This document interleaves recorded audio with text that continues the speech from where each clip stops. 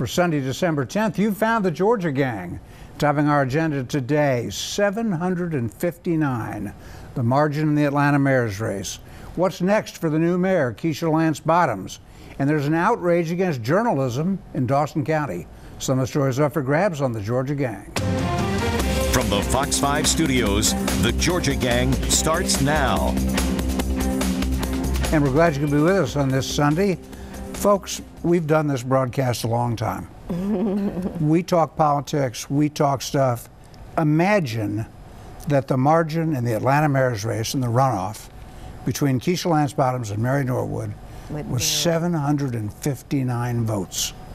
And then remember, 8 years ago, the margin with Kasim Reed and Mary Norwood was 719 votes. Who are these 700 people? We've got to get to know them. We've got to figure out, I mean, really, the odds on that in politics Well, I would say are if you're impossible. a Las Vegas odds maker, it would be 1 in a million. Yeah, it's just amazing. And Alexis, you mentioned that was somewhat like the margin between Shirley Franklin and Rob Pitts in a runoff. Well, they weren't in a runoff. She won outright on that election day, but still it was very, very close, just like this. So it's pretty amazing. Well, now that the dust is settled and we've discussed this for 9-10 months, oddly, I'm not surprised. I think, Phil, that Mary Norwood ran a good campaign, the best she could run. Keisha Lance Bottoms ran a slightly better campaign, I think chiefly because she had more money. So you had Norwood with endorsements, you had Bottoms with money. And you had Bottoms with Mayor Kasim Reed behind her. Right. Of course. Well, I think you've set the stage very well with that, and I'll just kind of start. I am concerned and disturbed, and everyone should be in Atlanta, about the tone of the race. I think the legacy of Dr. Martin Luther King took a beating because you had the Bottoms campaign and Mayor Reed backing her, playing the race card. Oh, and you know, King said, well, you know, you've always quoted Martin Luther King, and let me finish. You know, it should be the content of one's character rather than the color of one's skin, especially when you're running for public office. And I just think that we didn't get that. And Shirley Franklin, the ex-mayor, said the same thing. I think Mary Norwood tried to do that. And I hope that Mayor-elect Bottoms, assuming she's going to be taking office, and I think she will be, I hope that she changes that tone. Well, I would say to you that on my social media pages, I saw an article from the Washington Post regarding the Andrew Young, Sidney Marcus mayoral campaign. First one I covered. 1981. 1981, saying the same thing from some perspective. But the problem is, you can be, as Andy said then, everything is racial in the South, in Atlanta, everywhere. But you can be racial without being racist or being race baiting.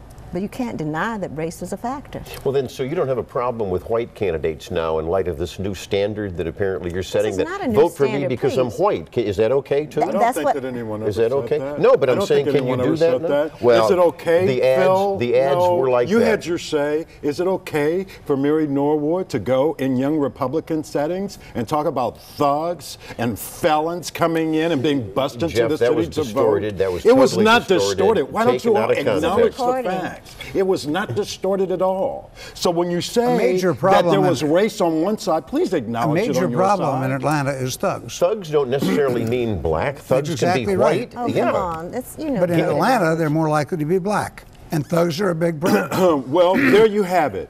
You just stated it. And that's the problem that we have in this city, is that we use this coded language. Too many thugs? And let me tell you, black people hear that coded language and they vote accordingly, Dick. When they hear things like what you just said, black people are they the go victims. out and they vote. They vote. Black and they people did are the victims in this of these contest, and that was the margin of victory. So you're saying, Jeff, this is just shocking to me.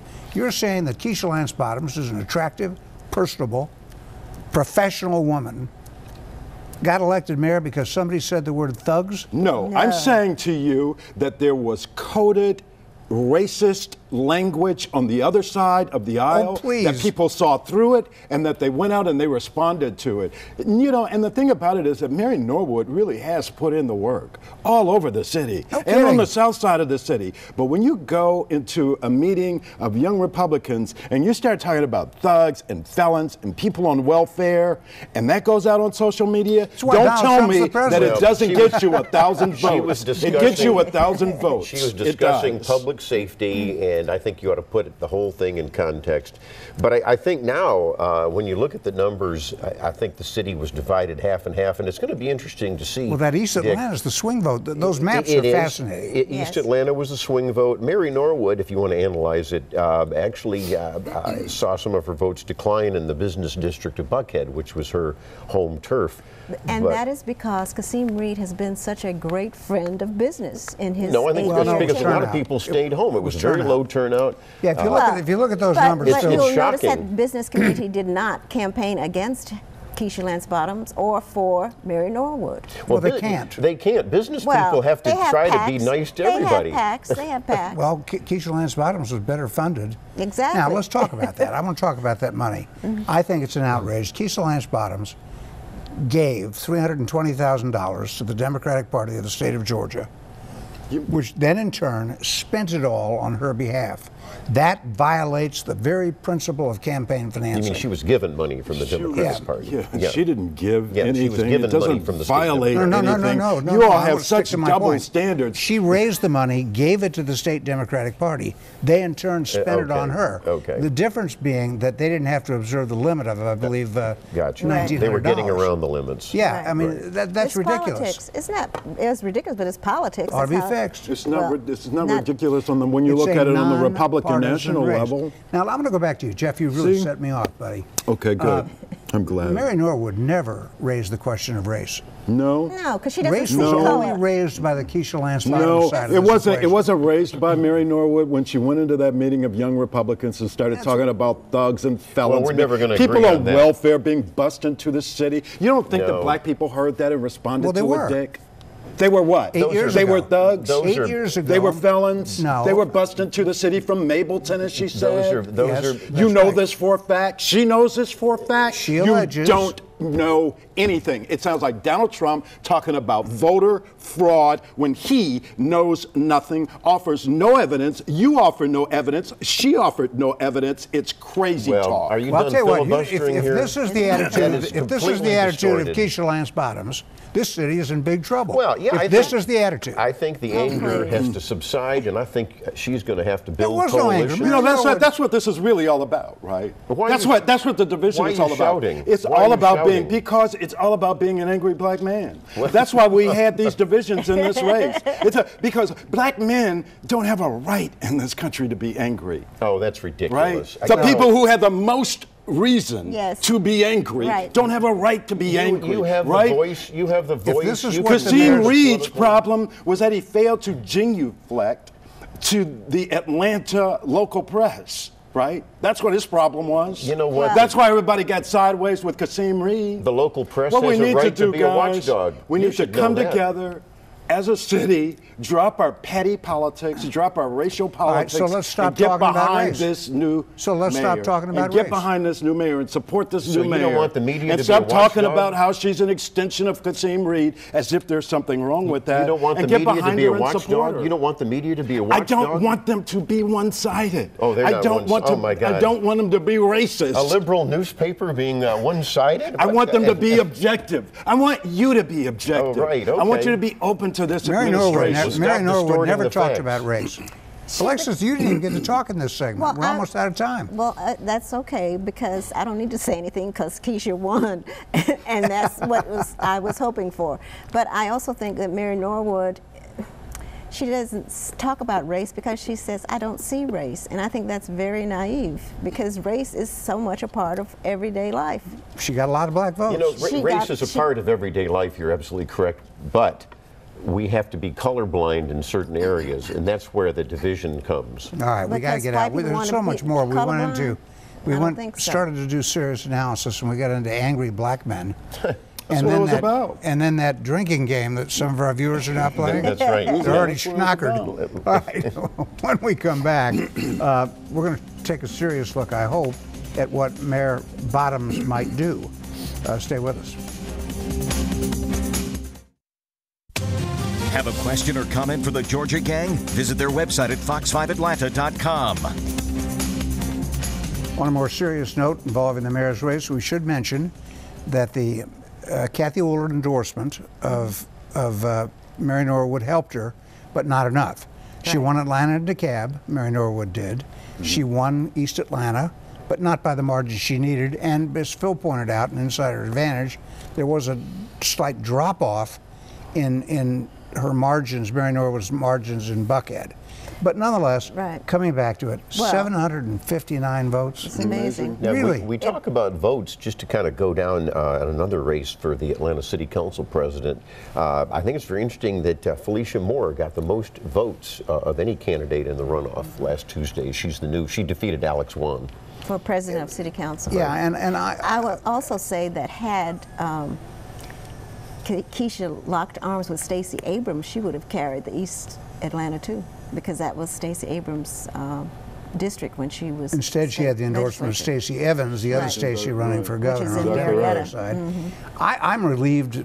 Alex Wan seems like a fine fella, but I'm relieved at Felicia Moore's election because I think that if Keisha Lance Bottoms does become the third term of Kasim Reed, she says she won't be, but if she does, Felicia Moore will be an interesting check and balance against that. You know who's going to be the interesting check and balance if you look at the whole big picture here? And we don't know what Mayor-elect Bottoms is going to do and if she's going to maybe become moderate and build coalitions like originally Kasim Reed did, to his credit, with a Republican governor and with the business community. We'll have to see where Keisha goes. But the big check will be the U.S. Attorney in this town, B.J. Pack, because we have an ongoing federal corruption investigation involving vendors and bribery. And so he is going to be, Dick, the big watchdog. Well, let's talk about that. I'm a little bit concerned that Keisha Lance Bottoms starts out with kind of a shadow over her, the shadow of the corruption investigation. Thank you. I appreciate you saying that. Not that I don't think that it's fair. Not that I think that she's involved. I'm not saying that. But it's there. And Phil, to your point, the U.S. Attorney is still going to play a big part in the city. But at the end of his term, Kasim Reed is trying to consolidate 3 pension boards, city pension boards, allegedly to reward his friends in the financial industries. No, that's not why he's doing it. He's doing it for efficiency. Well, the same reason he's done so many other things is not to reward his friends. But he's packing the boards and taking away the power from the firemen and the policemen and the city employees. We don't need 3 separate pension boards. Why not? The city only needs 1. Why not? Why have 3? Why not have 6? Don't you want How many would you have? What's the ideal number? Can I answer your question? Yes. What's the ideal number? The ideal number would be a balance between having your police and fire representatives and then these city representatives that are put in. Have an ideal balance. Yeah, and we will have an ideal balance on the pension board that emerges, but it's not for the reasons that you stated. For the police and firemen and the city employees, their pension board members are elected by the pensioners. And Kasim Reed, the mayor, whoever it is, appoints the others. So it is good to have those who are elected by the people receiving the pension checks. I don't have a problem with that. That results in 3 boards. That's fine with me. But Kasim Reed also may ask council this coming Monday, tomorrow, to rebid a whole bunch of airport contracts. Absolutely. And there should be caution there, again, because of an ongoing... What do we do? What do we do, well, Phil? Shut it down? Can I answer? Shut down the airport? Can I answer? Of course not. That's absurd. Okay, well then what would you have? We want to do what a lot of responsible politicians in this town, regardless of their ideology, have said, and that is, let's wait, let's review this under a new mayor. We have waited. We have a new mayor. You know, a couple weeks ago, Jeff, she's not in office yet. Lance Bottoms says she's not in office yet, and this is a critical time where you don't want cronies and people getting these contracts. I hope Keisha Lance Bottoms says, no, we're not taking this up on Monday. I would hope so, too. And I think we just had a conflict of interest with an airport vendor 2 weeks ago, Jeff. You forget that already. I think that she's responded to that. And good. She's made some very clear statements about what she thinks about that. We got to move ahead here. We should note that in Fulton County, Rob Pitts defeated Keisha Waits, not to be confused with Keisha Lance Bottoms. Yes. Keisha Waits. Roswell elected Lori Henry, the mayor. Yes. She had lost to the other guy before, Jerry Wood. But right. All right, so she's the new mayor there. And the Democrats did pretty well in General Assembly races. Now, they were most of them foregone conclusions. You now have a Democratic state senator, Phil. That's right. How does that make you feel? Her name is Jen Jordan, and the target is on her next year to take that seat back. Senate District 6. You know, you target candidates in an election. Yes, you do. And Vincent Fort's state Senate. That's a big one. Vincent Fort's state Senate seat is going to go to a person who is in the business of arranging the killing of babies. A Planned Parenthood executive named Nakima Williams. She's an executive of the organization that kills more babies than any other single place in the United States. Amazing. Isn't that under investigation now by the feds, too? Statement, Dick, and I'm ashamed to hear you say that. No, I'm opposed to abortion. She's in the business of abortion. Well, that's not killing babies. That's what Planned Parenthood does. They abort babies. No, I don't think so. I think that there'd be a lot more babies aborted. They're under a federal investigation for the body part scandal 2 years ago. And that has been reported to be totally false. I can't believe we're out of time. We haven't even gotten to my particular point of outrage. Jeff's outrage has overwhelmed my outrage. So when we come back, we're going to talk about my outrage. All right. It's in Dawson County. Stay with us. I forgot to. Have a question or comment for the Georgia Gang? Visit their website at fox5atlanta.com. In Dawson County, a citizen journalist named Nydia Tisdale was on trial, a felony trial, for obstruction of a public place or some phony trumped-up charge because she used her video camera to record a political rally to which she was invited. Some of the state's top elected officials were there. Publicly advertised. They had no objection to the public, to her being there and to her filming, none at all. Right. And in Dawson County, at some point they objected, right? At some point they objected and asked her to leave. Well, at some point a security guy did. I'm not quite sure how that all I think on behalf of some of those elected officials. Well, that's it was right. Bert's Pumpkin Farm. And it was a off-duty, right. Just to set the stage, it was an off-duty deputy, you're right, that was told we need to get rid of this woman filming public officials at a public event, which is stupid. Right. And he didn't, if you look at the video, and I did, and everybody ought to look at it, the lawman, I'm pretty pro-police, as you all know, but the lawman did not identify himself at all, which is wrong. Now, I do say that you should... And he hurt her. He wrestled with her.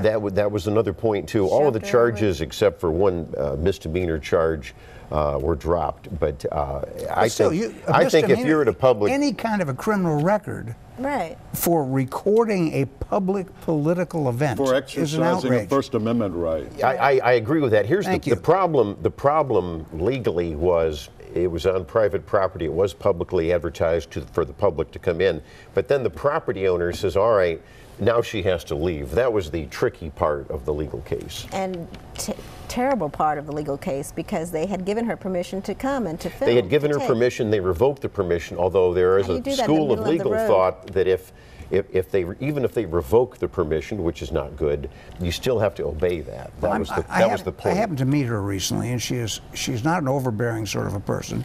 She's sweet. She's attractive. She doesn't make a big deal about it. She just records. Right. Well, in the age of this iPhone, every public official ought to realize that they're going to be recorded. That ought to be the bottom line. I think that I agree with you all 100%, but there is a private property issue here and what goes on private property. Even if you happen to have an elected official on private property, it's still your property, and you should have some say over what goes on there. Now, I'm changing the subject. I'm generally attuned to Georgia Power. I think it's a well-run company. I think the Southern Company is a well-run company. But in the middle of the mayor's race and all that coverage, this might have gotten lost. But the staff of the Public Service Commission recommended in no uncertain terms that the nuclear efforts at Plant Vogtle be scrapped. The construction of 2 new units. You know, I've been covering Vogtle ever since I was at the Augusta Chronicle in the late 70s, and the staff is wrong half the time. And I think you talk about the objectivity of the Atlanta paper. Okay, I think that it's been very one-sided coverage in the liberal Atlanta paper being anti-nuclear. I wanted to just say, I thought it was interesting. I never read it in the AJC, but Sam Nunn, the former senator, former chairman of the Senate Armed Services Committee, said this construction needs to be continued for many reasons. not the least of which is reliable, safe, sustainable power. Of all, But in national security, yeah, Jeff, I don't think that it was point. staff. I think that it was an outside company that was hired to take a look at this independently, and they said you ought to scrap this. The overruns. But the staff took up the recommendation. Exactly right, but it was based on that independent report that tens of millions and billions of dollars are being spent, and look at the increment that we're getting in nuclear power from electricity from nuclear power from about 19% to 22% for spending billions and billions of dollars. It's out of control. If it was private sector money, if it was investors' money, it would have been scrapped a long time ago. And the only reason we're still doing this, Phil, is because we're paying for it. The people who are watching this show are paying for it, and that's the only reason it continues. We can debate that, but I think you would agree, economically and just looking at the figures, you cannot back out of this project. That would be even worse. And good news for Georgia Power. Good money after bad. But good news for Georgia Power. Toshiba is going to make some substantial payments. The parent company has given what is it, $3 billion payment. I think, Jeff, it's not a happy situation. We know that, well, I think we can still make it a good situation because we do need this power because had of population. Georgia Power known that gas was going to be so cheap and they were going to buy the gas company, they might not have done this. The problem with the contractors, you had no gas idea could be that expensive again. You had no idea that Westinghouse was going to pull out. No one could have predicted that. Gas and they had to take that over. Again. Well, the energy industry is just Nuclear so volatile. power, it should be music to your ears because it's sustainable. I'm going to tell you what, if we had these cost overruns at the airport, you all would be singing a different tune. No one likes cost overruns. I mean, we're all in favor of it. But you support these. I don't think we should abandon it. Is that By the way, is that your proposal to abandon the project? Absolutely. Oh, that's and that was the reckless. recommendation of an independent. Well, that's reckless. We could do a whole nother show just based on what we didn't get to. Yes. But Phil hates this, but I want to just end this segment by mentioning something important. What's that? State revenues in November were up 7.3%. Terrific. If your business was up 7.3%, you'd be real happy. So would you, Phil, and so would I. Absolutely. It's fabulous, and it's because it's pretty simple. Barack Obama's gone, and Donald Trump's the president. Because we had Barack Obama. It's because Atlanta and Atlanta's leadership has driven economic development and in you this always city. forget to mention Governor Deal and his team. You always I never forget it. that. I mentioned it the other day when you and I were doing election analysis. We got to get out, and we're going to come back with winners and losers. Stay with us. Time now for the week's winners and losers. By the way, if you don't think there was interest in the mayor's race, our Facebook page was up. And traffic on our Facebook page was up 98% this past week. Whoa, that's a tribute to the interest of the mayor's race. That's right. Phil, winners and losers. I think the winner this past week, as we look at the mayoral election, is the coincidence beyond all odds. That is the winner of the week. Like we talked about in the opening segment, the odds are 1,000,000 to 1 that you would have that almost same vote margin with Keisha Lance Bottoms apparently becoming the mayor. I did. I watched the Vegas numbers. I called your bookie. If I were Keisha Lance Bottoms, I'd play Cash 3, the number 759. 759. Just play 759 over and over again. You know, the loser, I didn't like that race card being played. I got a winner, Larry Walker. We all know Larry, the Perry attorney. He was in the legislature for years, and he was on the Board of Regents. He's leaving the Board of Regents. Great guy. We salute Larry Walker. And another one, also a former legislator, Joe Wilkinson from over in Sandy Springs. Dick, you know this group well, Buckhead, the business district of Atlanta. They have what they call the Buckhead Boys, and it's guys who grew up there, guys who grew up when it was kind of country. That's exactly right. And so he was named the Buckhead Boy this year. The Buckhead Boy, and of course you couldn't say that south of Buckhead, could you? Anyway, I diverted myself there. Alexis. Okay, we had 7 women won elections in this election season to the state legislature, and with a net increase of 3, and including breaking the supermajority in the Senate. So go ahead in terms of Democrats. That's Phil's district. That broke the That's right. supermajority. That's We'll right. get it back. That's right. And then also I want to name Omar Ali my winner. He has the GPAC that participated in the mayor's race. His original candidate was Vincent Ford, but he decided to select Keisha Lance Bottoms.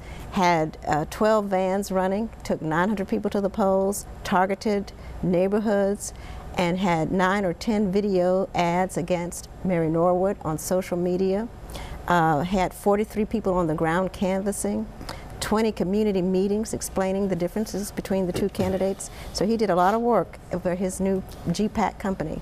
He might have been responsible for those 759 votes. Might have been, might have been. It certainly feels like he should get some credit, but of course he was a PAC, so he had nothing to do with the campaign, and so okay, Jeff? Keisha Lance Bottoms, mayor-elect, right. is the winner of the week, the winner of the year, clearly. The loser has got to be the city of Atlanta. So many long-standing relationships were seriously or even permanently damaged by this, and I hope that we can come together as a city and get behind Keisha and support her as mayor. I disagree with you. I think it was a good, clean, fun race. I can just tell you that there are a lot of hurt feelings. There are a lot of damaged relationships, and I hope that we can mend those and move together as a city and put our politics aside and do what's best for the city of Atlanta. Two more, please. No.